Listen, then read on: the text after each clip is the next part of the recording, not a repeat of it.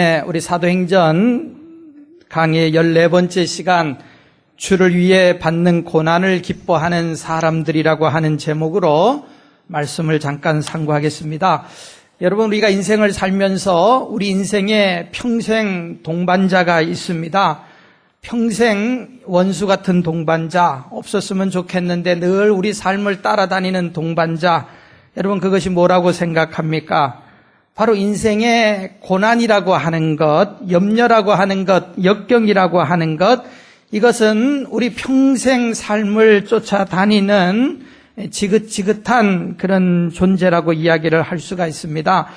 돈 많은 부자라고 염려가 없었겠습니까? 여러분, 고난이 없겠습니까? 가난한 사람이라고 없겠습니까? 남자라고 없는 것 아니고 여자라고 없는 것 아닌 것입니다. 예수를 잘 믿어도 인생에 고난이 있는 것을 우리가 종종 봅니다. 하나님 잘 안 믿으면 말할 것도 없습니다. 마찬가지인 것입니다. 참으로 그러기에 이 고난을 어찌해야 되는가 우리가 많은 염려를 합니다. 지금 혹시 고난 가운데 있는 성도들은 생각하기를 왜 내가 이 고난을 당하는가, 왜 내 인생은 항상 고난이 있는가 생각을 하고 왜 나만 당하냐고 이야기를 하지만은 예수님도 고난 당하셨습니다. 하나님의 아들일지라도 고난 당하셨는데 인간이 어찌 고난이 없겠습니까? 성경은 고난이 필연적인 것을 말씀을 하고 있습니다. 그렇기 때문에 항상 우리 옆에 고난이 있다고 하는 것이에요. 그렇기 때문에 우리는 이 고난을 잘 알고 이해하고 대처를 하는 것이 중요한 것입니다. 살면서 왜 고난이 옵니까? 보통 우리 성도에게서는 한 3가지 정도 이유가 있을 줄로 압니다. 물론 또 다양하겠지만은 보통 우리가 이렇게 생각할 수가 있어요. 첫째로 고난의 이유는 많은 사람들은 자기의 잘못으로 인하여서 고난이 온다고 하는 것을 잘 알고 있습니다. 죄의 싹은 사망입니다. 여러분, 심는 대로 거두는 것이에요. 그렇기 때문에 내가 죄를 심고 악한 것을 거두면 내 삶에 고난이 오는 것 당연합니다. 죄를 안 지어도 우리가 실수하고 잘못하면은 손해를 보게 돼 있어요. 여러분, 운전을 하시다가 난폭 운전을 하시면은 교통 위반 티켓을 받게 됩니다. 혹은 교통사고를 당하기도 하고요. 저는 이상하게 성격이 운전을 하다 보면 이 남이 내 앞을 가로지르는 걸 그걸 두 눈 뜨고 못 보고 그냥 제가 앞질러 가야 돼요. 이상하게 그러더라고요. 요새는 많이 자제를 하는데 우리 아들이 운전 이제 리튼 테스트 합격을 해가지고 옆에 태우고 학교를 데려다주고 어디 가면은 아빠 미국이에요. 미국인데 여기가 한국이냐? 제가 이제 그러죠.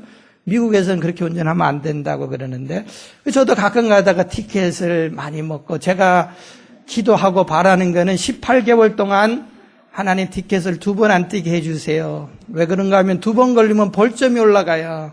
근데 요새는 그게 없었어요. 얼마나 감사한지 몰라요. 제가 실수하면 다 인과응보입니다. 우리 살면서 당하는 많은 고난들이 그런 거예요. 사실 남 탓하지만은 자기 자신을 보면 깨달을 게 있어요. 두 번째로 고난이 왜 오는가 하면 하나님께서 믿음을 성숙시키도록 하시기 위해서 예수를 잘 믿는 사람들, 제가 볼 때는 특별히 잘 믿는 사람들을 뽑아서 고난을 주는 사람들이 있는 것 같아요. 기도하다가 하나님 저분은 좀 스톱시켜 주세요 할 정도로 안타까운 분들도 종종 있습니다.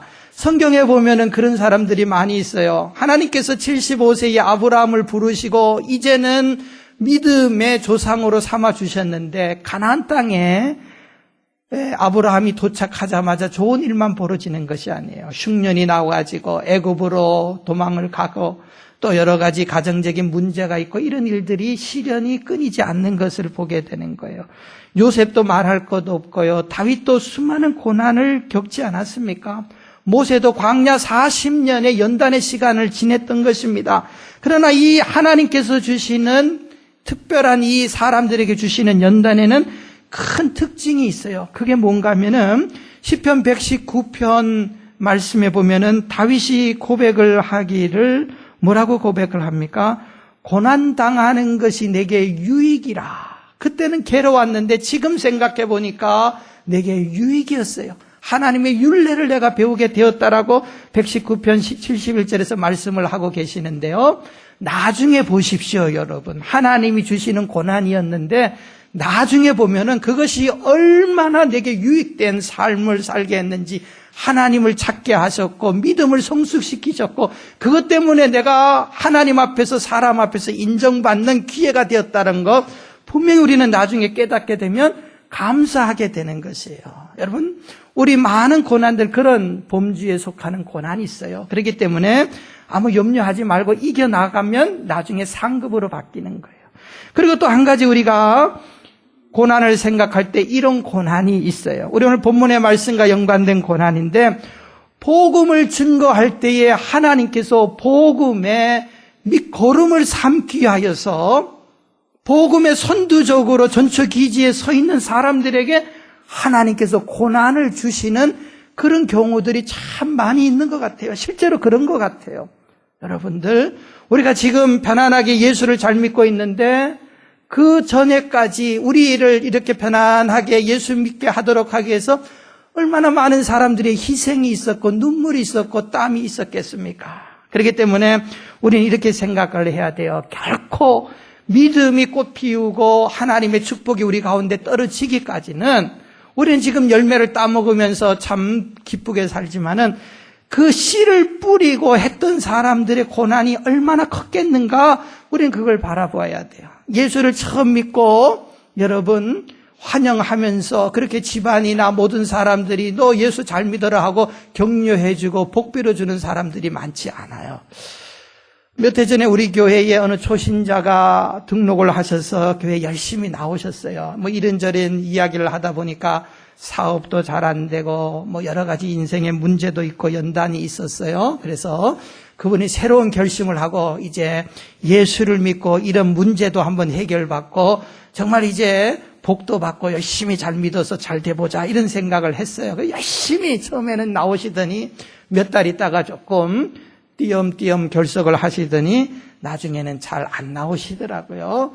그래서 이제 그분에게 물었습니다. 왜, 무슨 일이 있으세요? 믿음이 없는 뭐 초신자예요. 아주 그냥 초신자거든요. 하는 말이 그거예요. 사실 옛날에 불교도 믿는다고 해봤고 뭐 이리저리 또 해봤는데 안 되고 해서 사람들이 자기 주위에 어느 분이 전도를 하면서 예수 믿으면 그런 문제들 다 해결되고 복 받는다고 막 그렇게 귀에 딱지가 않도록 이야기를 해가지고 결심해서 예수를 믿었다는 거예요. 교회 열심히 나오셨죠. 그런데 예수 믿어도 달라지는 게 하나도 없다는 거예요. 오히려 옛날부터 더 집안에 어려운 문제가 생기고 일이 잘 안 풀려가지고 교회 안 나오겠다는 거예요.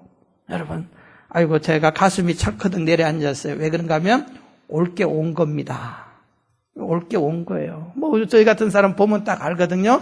초신자들이 신앙생활 잘하는 모습이 아름다운데 굉장히 믿음이 자라기까지는 어려운 과정을 거쳐야 돼요. 왜냐하면 마귀의 혹독한 시련도 감수를 해야 되거든요. 그걸 이겨야만이 결국 믿음이 성장하는데 그것을 못 버티는 경우들을 참 많이 보는 거예요. 우리가 이런 예수 지금 잘 믿는 경우를 보면 다 그런 과정들이 있어요. 그걸 여러분들 꼭 기억을 하셔야 돼요. 우리 집안을 이 말씀을 준비하면서 가만히 보아도요, 우리 집안은 지금 예수를 다 잘 믿어요.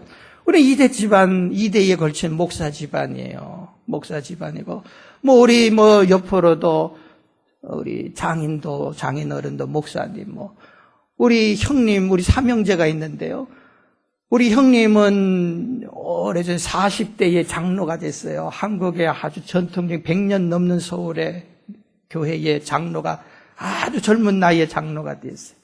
우리 누님은 40대에 거기도 권사가 됐고요. 우리 매형도 하나님 너무 잘 믿어요. 신앙생활이 목사님 아들이고 잘 믿어가지고 그분도 40에 이제 은퇴할 때 됐지만은 40에 장로가 되셨어요. 평생 주의 일하는 거. 우리 사촌 형님도 그렇게 목사도 있고 다 그래요, 집안이.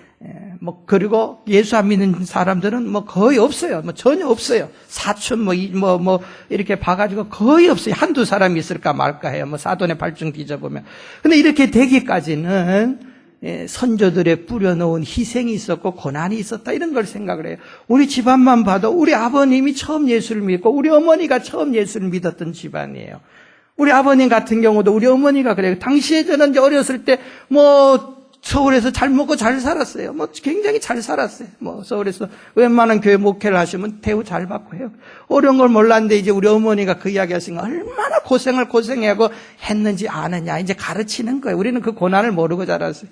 우리 아버님 같은 경우도 이 여러 형제 중에서 막내였는데 학교에서 시골에서 농사지어 고등학교 보내고 이제 취직하든지 어디 학교 진학하라고 하는데 신학교를 덜컹 간다고 하니까 형님들하고 우리 할아버지가 등록금을 안 대주는 거예요. 왜 신학교 가냐? 예수를 안 믿거든요, 전혀. 신학교 왜 가느냐, 거기에. 취직을 하든지 돈 벌여. 한 60년 전 이야기 아닙니까, 벌써. 옛날 분 다 그랬잖아요. 그러니 어떻게 합니까? 남에게 손 벌려서 신학교 가고, 우리 어머니 결혼 반지 팔아서 등록금 대고, 좌우간 옛날에는 3,000원 받았대요, 3,000원. 그런가 3,000원 받았다든가 우리 어머니가 그러시더라고요. 첫 월급 3,000원 갖고 어떻게 삽니까? 아무리 옛날이라도. 그렇게 고생을 했어요. 그러나 결국 지금은 보면은 사돈의 8촌까지 다 예수를 믿게 됐어요. 다 그냥 그래도 살 만큼 살면서 왜 그렇습니까? 이런 눈물, 이런 희생. 우리 아버님이 59에 돌아가셨는데 목회도 그냥 했지 그냥 하셨는데 우리 어머니가 고생 스트레스 받아서 그렇게 되셨다. 고생. 근데 이제 후손들은 하나님께서 평탄한 삶을 허락해 주셨어요. 바로 그거예요. 하나님께서 복음의 씨앗이 뿌려질 때에 개척자들, 선조들은 고생을 하게 하셨어요. 우리 한국 땅만 해도 지금 얼마나 교회들이 많이 세워지고 너무 부유하고 풍요로워 갖고 지금 한국 교회가 문제 있고 지금 미국 교회가 문제 있는데 한국 교회가 풍요로워서 문제가 있어요. 제가 몇 차례 말씀드리지만 한국 교회는 돈이 넘쳐나는 교회입니다. 돈이 넘쳐납니다, 여러분. 그런데 그렇게 되기까지는 얼마나 많은 사람들이 희생이 있었고 눈물이 있겠습니까? 1884년도에 4월달 부활절날 미국의 아펜젤러 언더우드 선교사님이 인천 앞바다에 처음으로 이제 한국 땅에 정식 선교사로 발을 디뎠지만은 그보다 18년 전인가요? 1866년도에 영국에서 파송한 24살 안수받고 영국 런던 선교부에서 파송하신 토마스 목사님, 로버트 토마스라고 하는 아주 패기가 있는 영국 선교사님이 중국 선교사로 왔다가 중국 선교부에서 일하다가 마음이 맞지 않고 그걸 그만뒀어요. 그리고 우리 조선에 있는 사람들하고 이렇게 중국에서 교류하다가 한국말을 능통하게 하시게 되셨어요. 그러다가 이분이 조선 땅에 가서 복음을 전해야 되겠다 이런 생각을 하는데 한국에는 대원군이 당시에 통치를 하던 시대에 세국 정책을 펴서 외국인을 받아들이지는 않았던 시대예요. 토마스 목사님이 24살에 안수받고 왔는데 거기에서 중국에서 풍토병으로 부인은 죽게 됩니다. 그리고 혼자 선교를 하면서 조선에 가야 되는데 하다가 조선에 갈 길이 없는 거예요. 그런데 이리저리 수소문을 하다가 1866년도에 미국의 상선 제너럴 셔먼호라고 하는, 여러분 역사책에 다 나오는 사건. 제너럴 셔먼호가 중국 이 대동강변의 강을 타고 오다가 평양에까지 이르러서 이제 장사하자고 통상을 요구를 합니다면은 대원군이 그걸 막았어요. 그 다음에 평양감사 박규수라고 하는 사람과 이 교전이 벌어집니다. 물론 이제 거기 여러 가지 옥신각신 미국과 우리 조선의 교전이 벌어져 가지고 대동강 바닥에, 모래바닥에 이 배가 박히게 돼서 꼼짝달싹 못하는데 그때에 우리 평양에 있던 그 병사들이 거기다가 배에다가 불을 지르고 대포를 쏘고 이제 평양감사 박규수가 그래서 이제 신미양요라고 하는 사건이 벌어지고 그 제너럴 셔먼호에 토마스 목사님이 통역관으로 조선 땅에 와서 복음을 전하려고 당시 길이 막히니까 그렇게 오셨어요. 그런데 조선 땅에 발을 내디기도 전에 그 배가 불이 타가지고 결국은 토마스 목사님이 역사의 기록에 의하면 강으로 뛰어내렸다. 아니면은 조선의 군대가 그 배에 들어가갖고 끌어냈다라고 또 이야기하는 이제 여러 설이 있어요. 어떻든지 간에 토마스 목사님이 끌려 나옵니다. 배에서 끌려 나와서 대동강 바다가 아니죠. 그 강변에서 망나니, 사람 목을 치는 박춘석이라고 하는 이 망나니로 하여금 목을 쳐가지고 순교를 1886년 9월 2일이었어요. 토마스 목사님이 죽으면서 박춘석에게 자기 책을 주고 갑니다. 그러면서 목베임을 당하고 피를 흘려서 순교를 당하시는 거예요. 그런데 놀라운 일이 벌어졌어요. 이 성경책 받아본 박춘석이는 나중에 어떻게 되는가 하면은 1900몇 년도에 평양교회 장로가 돼요. 이 마음의 이분이 고백을 하는 거예요. 내가 서양 그 선교사를 죽일 때 그 다른 사람을 많이 죽였어요. 그런데 그때 이상한 마음에 이 사람 책 받은 사람은 이상한 마음이 든다. 근데 결국 그 마음이 성령께서 그 마음을 찔러 주셨어요. 그 사람이 이 한국 장로가 돼요. 평양의 장로가 되고 또 이 받은 이 성경책을 뭐 책인지 조선말로 이제 번역을 해서 뭐 또 한자 성경하고 가져왔는데 이거 뭐 옛날에 종이도 귀한 시대에 박영식이라고 하는 벼슬아치가 이 책을 빼앗아 가지고 자기 집에다가 벽에다가 이제 옛날에는 흙집 짓고 뭐 바를 종이가 있습니까? 그 종이 성경책을 도배를 다 해버렸어요. 그런데 눈을 뜨면 성경책이에요. 눈을 감아도 하나님 말씀. 이 사람도 박영식이도 결국 예수를 믿고 그 자기 집 도배한 그 집이 뭐가 되는가 하면은 평양 넉다리 교회라고 하는 교회터가 돼버려요. 거기가. 야, 정말 그래서 하나님께서 하시는 일이 정말 초창기에는 이런 토마스 목사님의 지금도 영국에서는 토마스 기념교회, 토마스 선교사님을 파송했던 그 조그만 교회가 지금도 런던에 있어요. 한 150년 넘었잖아요. 그 목사님, 그 교회에서는 토마스 선교사의 여러분, 그게 지금도 있어요. 제가 한국의 어느 TV가 그 취재하는 걸 봤는데 그분들은 그걸 굉장히 자랑스럽게 여겨요. 옛날에는 그 교회 전통적으로 조선 땅에서 우리 교회에서 파송한 이 토마스 선교사가 죽었는데 조선 땅이 도대체 어디냐를 몰랐는데 지금은 한국이 이렇게 잘 살게 되니까 얼마나 그 교회가 프라이드를 느끼는지 몰라요. 여러분, 야, 정말 귀한 피가 흘려진 거예요. 그리고 지금도 이 땅에서는 지금처럼 미국에서 또 우리 한국에서 이렇게 아름답게 교회가 세워지고 복음이 꽃이 피어서 우리는 그 혜택 열매를 따먹으니까 핍박이 없는 줄 알지만은 실제로 이 땅에서도 복음이 안 들어간 곳에는 얼마나 핍박이 많이 있는지 모릅니다. 제가 뭐 말씀드렸지만은 기독교 이 선교 역사를 보면 지금 예수님께서 돌아가시고 2000년 동안 우리 기독교 역사 2000년 동안 순교자의 숫자를 세어보면 1세기부터 20세기까지 1900년도까지 복음 때문에 순교한 숫자와 1900년부터 2000년도까지 순교한 숫자, 1900년과 100년이 사이인데 순교자의 숫자가 어디가 더 많은가 하면은 100년, 1900년부터 2000년도까지 당한 순교자의 숫자가 1900년 동안 당한 숫자보다 더 많아요. 실제적으로 이 시대에.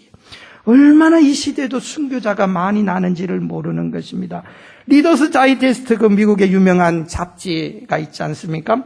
1997년도 10월호에 기독교 박해에 대해서 특집판을 냈는데 오늘날 이 현 시대에서도 미국인들이 가장 번성을 누릴 때입니다만은 이런 기고를 했어요. 지금 세계적으로 보면 2억에서 2억 5천만 명이 기독교라고 하는 이유 때문에 박해를 받는다 그랬어요. 엄청난 숫자가 박해를 받고 있어요. 지난 10년 전에는 아프리카 수단이라고 하는 나라에서 이 내전이 벌어졌는데 어떤 내전이냐, 종교전쟁이 벌어졌는데 5분의 1이 크리스찬이고 5분의 4가 해교도들이었어요. 해교도들이 그리스도인들을 잡아다가 학살을 하기 시작했는데 젊은이들 청장년 남자만 여자들은 끌고 가가지고 학살하고 강간하고 죽이고 노예 삼고 했고 남자들, 그 전쟁을 일으킬 만한 남자들을 잡아가서 학살한 숫자가 지난 10년 전에 기독교인 학살자가 50만 명이 죽었습니다, 여러분. 여러분 상상이 갑니까, 이 숫자가? 우리는 그걸 이해를 못하는 거예요. 얼마나 그런 고난이 지금 시대에도 있는지 몰라요. 지금 북한 땅에는 뭐 말할 것도 없어요. 말할 것도 없고. 제 친구 목사님이 북한에 뭐 이렇게 또 중국에 선교하시는 분 보면은 지금도 그런 분들, 탈북자들 얼마나 고생을 많이 합니까? 그런데 하나님께서 이런 고난도 주시기도 하신다는 거예요. 특별히 우리 오늘 본문의 말씀에 보면 이 고난은 누가 받느냐? 개척자들이 받는다는 거예요. 복음의 불모지에서 복음을 들고 가는 이 개척자들은 하나님께서 당연하게 의무적으로 이 고난을 주시는 것을 보게 됩니다. 그리고 그 사람들은 이걸 또 꿋꿋하게 이겨가는 그 이상한 하나의 현상을 우리가 참 이해 못하는 그런 현상들이 벌어지는 거예요. 하나님께서 그렇게 하고 계시는 거예요. 우리 오늘 본문의 말씀에 보면은 사도들이 고난당하는 장면을 기록을 쭉 하고 있습니다. 사도들이 왜 고난을 받느냐? 예수 복음을 전한다고 하는 것 때문에 말할 수 없는 핍박을 받았어요. 베드로가 예수님 제자가 안 됐으면은 어부 생활하면서 선주가 돼서 잘 먹고 잘 살았는데 예수님 쫓아와가지고 제자 되어가지고 고난을 받고 복음 전하기 때문에 고난을 받기 시작을 하는데요. 우리 오늘 보면 17절부터 보면은 대제사장과 그와 함께 있는 사람 즉 사두개인의 당파가 다 마음에 시기가 가득하여 종교 지도자들이 예수님 잡아 죽인 자들이 마음에 시기가 그러니까 시기가 일어나가지고 18절에 사도들을 잡아 복음 전하는 예수님의 제자들을 잡아다가 옥에다가 가둬버렸어요. 그러니까 4장에서도 옥에 갇히고 5장에서도 갇히고 이게 날마다 일상적으로 반복되는 거예요. 여러분 감옥에 갔다 오는 거 뭐 한 번 갔다 와도 얼마나 평생 그것이 씻을 수 없는 괴로움이고 고통이겠습니까? 사도들은 그저 교도소로 출퇴근하는 이런 모습이에요. 그러면 또 성령께서 기적적으로 그들을 끌어내 주십니다. 감옥에 있다가 또 꺼내주고 또 복음을 전하고 또 잡혀가고 이런 일들이 일상에 되는 거예요. 40절에 보니까 사도들을 불러들여 채찍질하며 예수의 이름으로 말하는 것을 금하고 노니 옥에다가 가뒀는데 밤에 하나님께서 끄집어냈어요. 또 복음을 전하는 거예요. 그러니까 이제는 안 되겠다 싶어가지고 옥에다가 가둘 뿐만 아니라 보는 현장에서 매질을 하기 시작을 하는데 다 큰 어른들이에요. 베드로 한 50 정도 되는 나이입니다. 그런 사람이 누구한테 맞아본다고 생각해 보세요. 얼마나 치욕이고 얼마나 수치입니까? 여러분, 매질을 했다, 채찍질을 했다고 하는 건 그냥 뭐 회초를 때린 게 아니고 가죽끈으로 사람을 반을 죽이는 매질이에요. 그래서 가죽 껍데기를 다 벗겨지도록. 구약의 율법에 보면은 39대만 때리라고 규정합니다. 40대 때리면 죽기 때문에 율법으로 매질을 한다는 건 사형이 아닌 자건 사형 말고 목숨이 붙어 있을 만큼 실컷 때리는 게 매질이에요. 사도들이 그렇게 매를 맞는 거예요. 그리고 매를 대고 때리고 나서 뭐 합니까? 너 만약에 다음번에 한 번 더 걸리면 너는 죽인다. 그 협박을 하는 겁니다. 그래서 사도들을 불러 채찍질하고 예수의 이름으로 말하는 것을 금하고 풀어놓습니다. 얼마나 두려웠겠어요. 그런데 사도들이 얼마나 괴로웠겠습니까? 눈만 뜨면은 괴롭힘 당하고 감옥 가고 매 맞고 왜 이런 일을 당해야 돼요? 그 잘 먹고 잘 살던 사람들이 왜 이런 일이 없었으면 오늘날 복음이 우리에게까지 오지를 않았던 거예요, 여러분. 그래 이런 일을 그달이 당했다는 거예요. 복음의 씨가 뿌려지도록 하나님께서 거름이 되도록 하나님의 미랄이 썩어서 열매를 맺도록 하기 위해서 하나님이 이 사람들을 도구로 썼어요. 근데 이 자들은 이 사도들은 너무 잘 알고 있었기 때문에 감옥에 들어가고 매 맞고 이런 상황 속에서 그들의 반응이 41절에 나오는데요. 41절에 보면 우리 한번 같이 말씀을 읽어볼까요? 41절 참 기가 막혀요. 이 사람들이 41절 섞여져 있나요? 사도들은 그 이름부터가 41절에 한번 같이 여기 있나요? 시작. 사도들은 그 이름을 위하여 능력받는 일에 합당한 자로 여기심을 기뻐하면서 공의 앞을 떠나니라. 사도들은 기뻐했다고 그랬어요. 기뻐하면서 감옥에서 실컷 얻어맞고 그냥 살가죽이 다 벗겨지고 다리를 질질질질 끌면서 나오면서 웃으면서 나왔다는 거예요. 기뻐하면서 나왔다는 거예요. 왜 웃으면서 왜 기뻐하면서 석방이 되어서 기뻤겠습니까? 다시는 내가 이제 감옥에 들어가나 하면서 이제는 안 들어가야지 하면서 안심하면서 나왔겠습니까? 그게 아니에요. 뭡니까? 예수 이름을 위하여 능력받는 일에 합당한 자로 여기심을 받았다. 나도 드디어 예수님 때문에 고난받는 사람의 반열에 들었구나. 고난받는 것이 얼마나 영광스러운데 아무나 고난을 받나. 하나님께서 나 같은 자도 이제 고난받을 자격을 주셨구나. 그래서 고난을 받고 있구나 하면서 하나님께 영광을 돌리면서 감옥에 나왔다는 거예요. 여러분, 오늘 우리 시대에 우리같이 편하게 신앙생활을 하고 이기적인 삶 속에서는 도무지 이해가 되지 않는 상황이에요. 여러분, 그러나 여러분 보십시오. 오늘 우리들은 누가 복받은 자라고 이야기합니까? 누가 기뻐하는 자입니까? 예수 잘 믿어서 복받고 예수 잘 믿어서 잘 되고 자식 잘 되고 하면은 복받았다 부러워하고 나도 저렇게 돼야지. 우리는 다 그렇게 생각하지 않습니까? 그런데 오히려 초대교회의 이 사도들은 거꾸로 생각했어요. 예수님 때문에 매 맞고 예수님 때문에 살가죽이 벗겨지고 예수님 때문에 감옥에 들어가는 것 그 자체는 내가 드디어 예수님 때문에 고난받는 자격증을 획득했구나.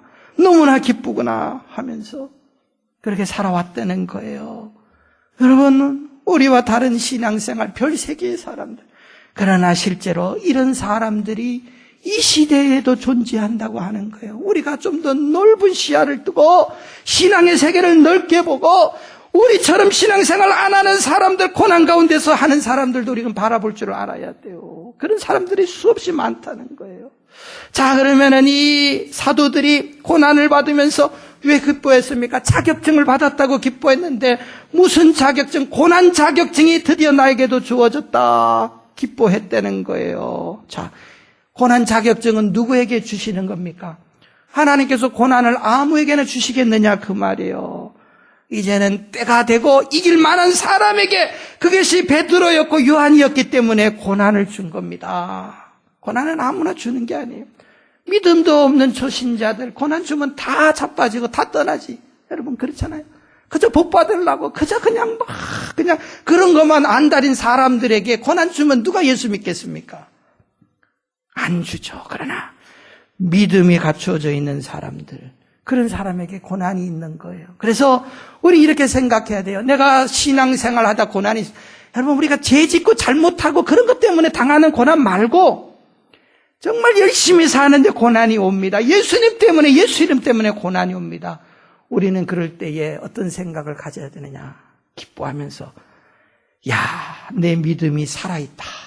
살아있는 믿음이다. 하나님이 내 믿음을 인정해 주시는구나. 우리는 고난을 그렇게 받아들여야 돼요.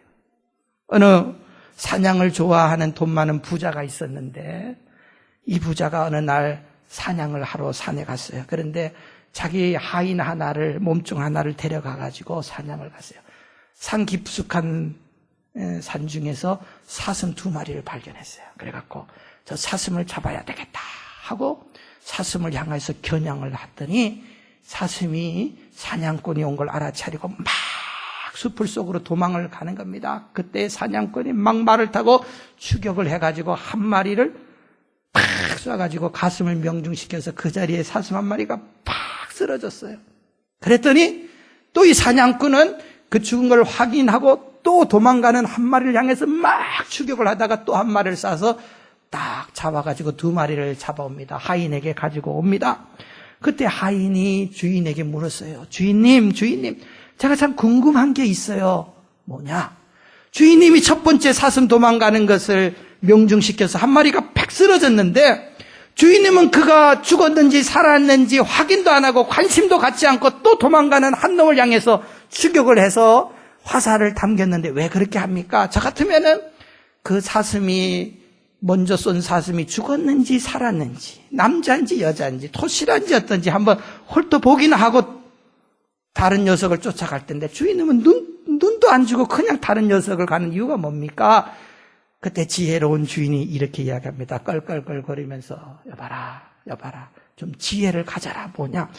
어차피 내가 첫 번째 쏘아서 넘어져서 쓰러진 사슴은 이미 힘이 없어.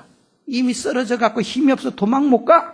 어차피 그건 내 것이 된 거야. 그렇기 때문에 나는 한 마리를 더 잡기 위해서 살아있는 녀석을 향해서 화살을 쏜 거야. 그렇게 이야기를 한 거예요. 여러분 여기 아주 굉장히 깊은 진리가 있어요. 여러분 마귀가 누구를 시험합니까? 여러분 누구를 시험하겠어요? 비실비실대고 신앙생활 안 하고 그런 사람 절대 시험 안 합니다. 어차피 마귀 편이에요. 어차피 마귀 편이에요. 마귀가 눈 하나 거들도 안 봅니다. 다 어차피 마귀 좋아하는 짓만 하게 돼 있는 거예요. 그런 사람들 시험 안 줘도 안 넘어갑니다. 어차피 마귀 편이기 때문에. 여러분 어떤가요? 저와 여러분들 시험을 많이 받는 편인가요? 안 받는 편인가요? 아무나 시험을 하질 않습니다. 하나님께서도 아무나 시험하지 않고 마귀도 아무나 시험 안 해요. 믿음의 크기에 따라서 큰 시험을 하나님이 주시기도 하시고 하시는 거예요. 우리가 분명히 시험의 실체, 우리가 특별히 예수님 때문에 당하는 핍박의 실체를 알아야 됩니다. 그거는 누가 하는 거냐? 우리 성경에서는 원수까지 사랑하라고 하나님 말씀하셨잖아요. 원수까지 사랑하라고. 나를 향하여서 내가 주의 일하는데 핍박하고 괴롭히는 사람이 있을 수 있어요. 성경은 사랑하라고 했어요. 그 왼수를 어떻게 사랑합니까? 그러나 성경에서 사랑하라고 한 이유는 그 나를 괴롭히는 사람이 맨정신으로 나를 괴롭히는 게 아닙니다, 여러분. 그 속에서 악한 역사가 있는 거예요. 여러분, 저 탈레반인가 뭔가 하는 그 자들이 예수 믿는 사람들 잡아다가 얼마 전에 죽이기도 하고 하는데 그게 사람이 맨정신으로 하는 짓입니까? 그게 그 속에서 여러분 악기가 안 보입니까, 여러분? 그 악기가 안 보입니까? 저는 보면 거기서 악기가 보여요. 그 귀신의 역사고 마귀의 역사입니다. 그 사람은 하나의 도구에 불과한 거예요. 성경은 뭐랍니까? 죄를 미워하는 거예요. 그 사람 미워하는 게 아니에요. 그리고 그 원수 마귀를 미워하고 대적해야지 그 사람 미워해봤자 아무 소용이 없는 거예요. 성경에서는 그 원수 사랑하고 하나님께 맡기라고 했어요. 우리는 분명히 이런 마귀의 도구가 되어서도 안 될 뿐더러 또 우리가 도구가 되어서 열심히 마귀 편에 서서 활동하는 자들 우리가 미워할 것도 없어요. 불쌍하게 여기고 기도할 따름이에요. 여러분, 왜 그 사람들이 하나님의 사람을 대적하고 하나님의 사람을 핍박하고 교회를 대적합니까? 원수기 때문에 그래요. 하나님의 원수가 누굽니까, 여러분? 하나님의 원수는 마귀예요. 마귀의 원수는 하나님이에요. 그런데 마귀가 감히 하나님을 어찌 할 수가 없어요. 급이 다르거든요. 하나님을 마귀가 어떻게 까짓 그 마귀 놈의 새끼가 하나님을 어떻게 합니까? 그러니까 마귀가 손대는 거는 하나님 손 못 대니까 그저 하나님의 사람 손대고 괴롭히는 거예요. 하나님의 교회 괴롭히는 거예요. 그래서 마귀 앞장서 가지고 하나님의 사람 괴롭히고 하나님 교회 흔들고 되는 그런 사람들 많이 보는데 마귀가 하는 짓이에요. 하나님한테 손 못 대니까 하나님의 사람을 그렇게 하는 거거든요.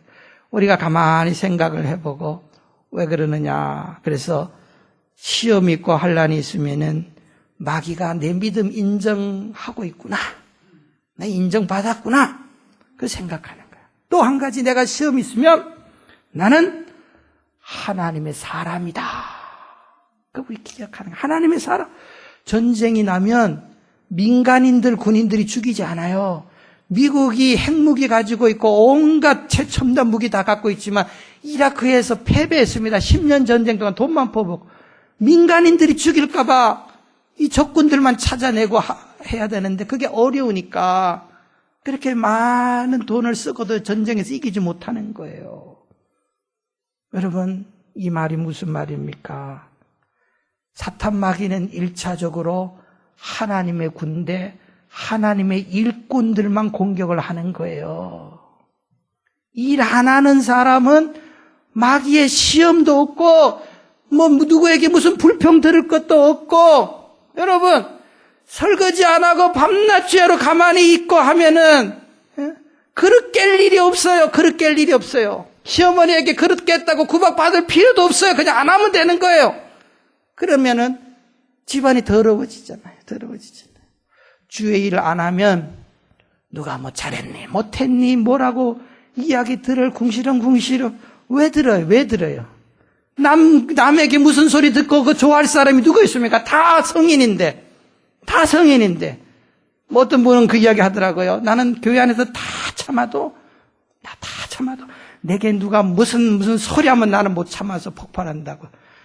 나도 똑같아요. 나는 뭐 바본 줄 압니까, 여러분?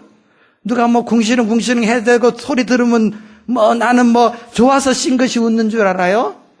그거 좋아할 사람이 누구 있어요? 아무도 없어요. 아무도 없어요. 참는 것 뿐이에요, 믿음으로. 그러나 알고 있죠. 하나님이 일하니까 이런 일이 있구나 해서 참는 거죠.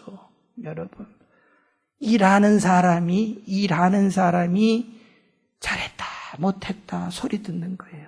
일 안 하면 참견만 하지 그런 거 소리 들을 필요도 없어요. 그런 의미에서 내가 불평을 많이 듣고 핍박을 받고 하면 하나님 앞에서 나는 일꾼이다. 우리 형님은, 우리 자랐을 때 뭐 난 잘 모르는데 우리 형님이 장남이니까 절대로 목사를 안 한다 그래요. 지금 우리 형님이 연설을 굉장히 잘해요. 초등학교 때 무슨 학교 어딘가 뭐 웅변대에서 1등하고 막 성결이 보통이 아니거든요. 한국에서 한번 식사를 하고 이렇게 제가 갔더니 우리 어머니하고 전화가 왔는데 막 벼락같이 소리를 질러. 회사 사람인 줄 알았어. 그랬더니 교회 무슨 사람인데 한국에는요 장로님만 되면요 그냥 소리 한번 지르면 안수 집사님들 예예예 설설설 깁니다. 무슨 뭐 벼슬아치처럼 그렇게 구는 그런 제도가 돼 있어요. 난 그래서 회사 사람인가 이렇게 밥 먹다가 소리를 벼락같이 지르고 말이야 그렇게 하면 되겠어. 뭐 교회 무슨 사람한테도 그렇게 큰 소리 뻥뻥뻥 치더라고요. 나는 근데 그 평생 그렇게 소리 질러 본 적 없어요, 교회 안에서. 야, 그래서 저 맛에 우리 형님이 목사 안 하고 장로하는구나, 내가 그래 생각했어요. 목사 하려면 우리 형님이 하셔야 되는데, 여러분, 일하는 사람은 소리 듣게 돼 있어요. 소리 듣게 돼 있어요. 그걸 가지고, 우리가 그걸 가지고 싫어하거나, 우리가 그렇게 할 필요는 없어요. 왜냐? 하나님의 일꾼이기 때문에, 하나님이 일하기 때문에 그 소리 듣는 거예요. 뭐, 그 자연스러운 거예요. 우리가 그러나 분명히 기억할 게 있어요. 하나님께서 그걸 다 알고 계세요. 그렇다고 해서 손 놓고 아무것도 안 하는 이런 모습이 절대로 여러분 그거 따라가서도 안 되고 본받아서도 안 돼요. 오늘날 현대 그리스도인들 너무 많습니다만 여러분 절대로 그거 좋은 거 아니고 우리 거기에 빠져들면 안 돼요. 그게 아니에요. 그게 진짜가 아닙니다. 일꾼이 아닙니다. 여러분 일꾼이 돼야지 상을 받아요. 일할 때에 일하는 소에게 망 씌우지 말라고 율법에도 그랬고 바울도 몇 차례 말씀했어요. 상을 누가 받아요, 여러분? 상을 누가 받습니까, 여러분? 일하는 사람에게 상 주고 일하는 사람이 월급 받고 하는 거지. 누가 여러분 상 받고 누가 월급 받습니까? 노는 사람이 월급 받는 거 봤어요? 일하는 자의 기쁨을 아셔야 돼요. 일하는 자들의 그거 아셔야 돼요. 하나님께서 고난을 주십니다. 우리 고난을 받을 때에 두 가지 자세가 필요해요.